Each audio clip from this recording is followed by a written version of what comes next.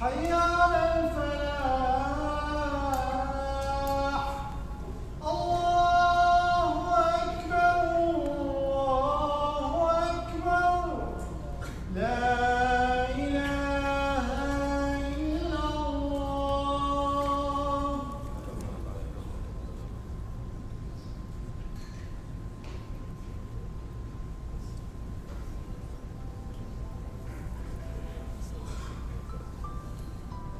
الحمد لله نحمده ونستعينه ونستغفره ونعوذ بالله من شرور أنفسنا ومن سيئات أعمالنا من يهده الله فلا مضل له ومن يضلله فلن تجد له وليا مرشدا.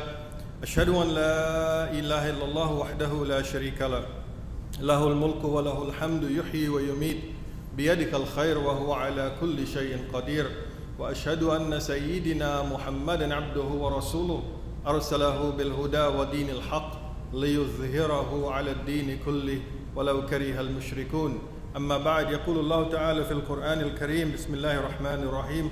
ربنا لا تزغ قلوبنا بعد إذ هديتنا وهب لنا من لدنك رحمة إنك أنت الوهاب. صدق الله العظيم.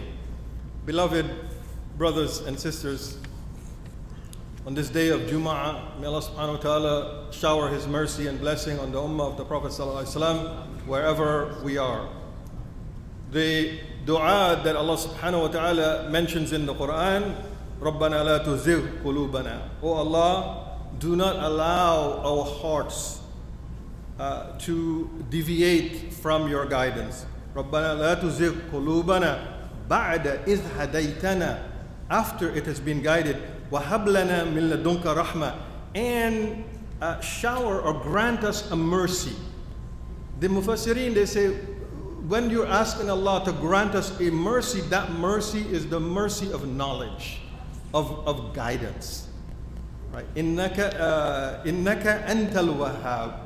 That Allah subhanahu wa ta'ala is the one who is generous in bestowing His bounties upon us. It's a beautiful dua. But the important part of the dua comes with a message. رَبَّنَا لَا تُزِغْ قُلُوبَنَا. The heart. The heart is the epicenter of the intellect of a human being, of a Muslim. A believer, when the heart is guided, it is stronger. It is the strongest element in the human body that could be guided. Right? When the heart is guided, it is very hard to sway the heart or to deviate the heart from the guidance of Allah subhanahu wa ta'ala. When the light of Islam enters the heart, and now we're talking, the physical heart is heart.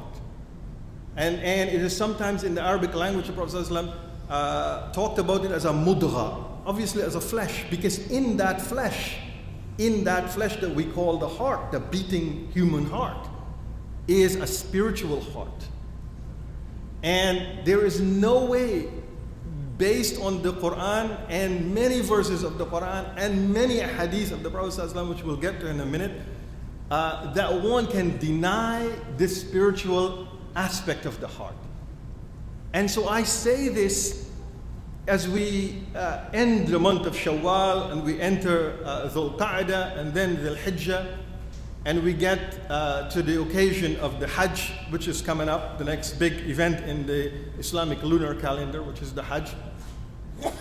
In this intermediary period, as we finish Ramadan, subhanahu wa ta'ala take you safely, bring you back safely, and accept your Hajj and give you qabul, and you will begin your journey in a few weeks, inshallah. Bi'idhnillahi ta'ala, whoever is fortunate and whoever has been called and can afford it, may Allah subhanahu wa ta'ala bless you and bless your effort and bless your wealth and bless your family and accept this Hajj from you. Bi'idhnillahi ta'ala.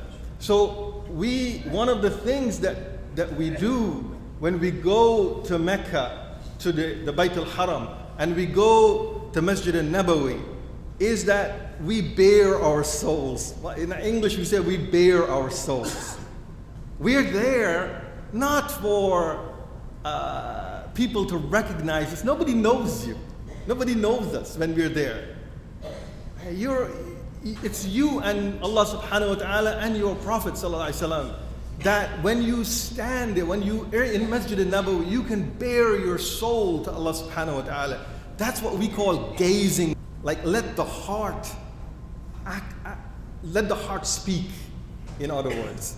The heart can speak. Let the heart speak. Let the heart reveal its secrets. And now, that's why the scholars recommend, and these are based on a hadith of the Prophet ﷺ, the time before Fajr is a time when you are alone with your Lord.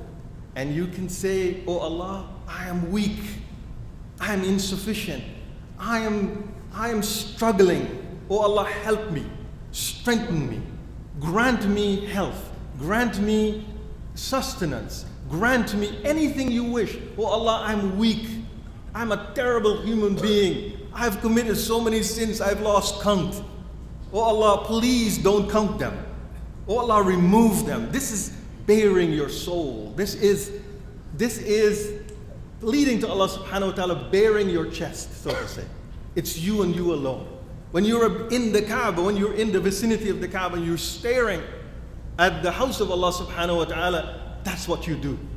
Not talk, not have a little conversation, not check your phone, because now, in my days when we made Hajj 20 years ago, phones were, you didn't have smartphones.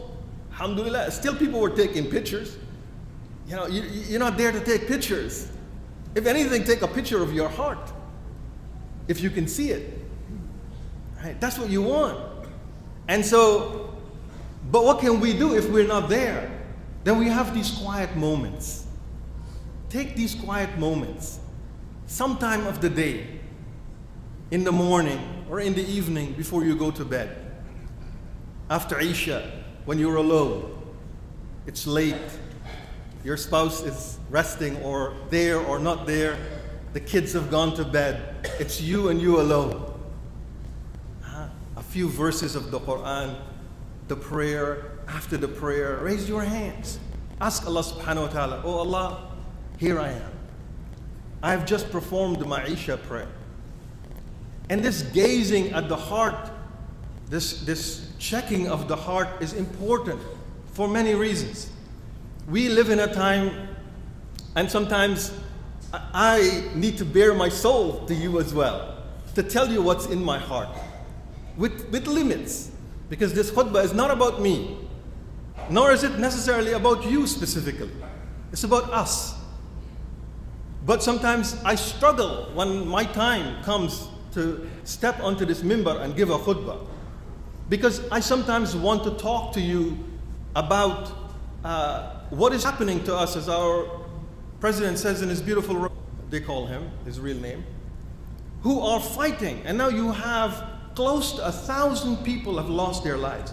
And 1 million people, near to 1 million people have been dislocated in that country.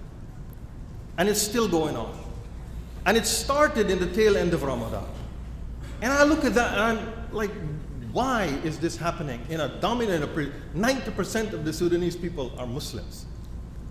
But I mention that, and I mention it because there's very little we can do. There's very little we can do. I can encourage you to make dua that there be peace. I can encourage you to give donations to Islamic Relief or to Human Concern or to IDRF or to basic resources for these people that are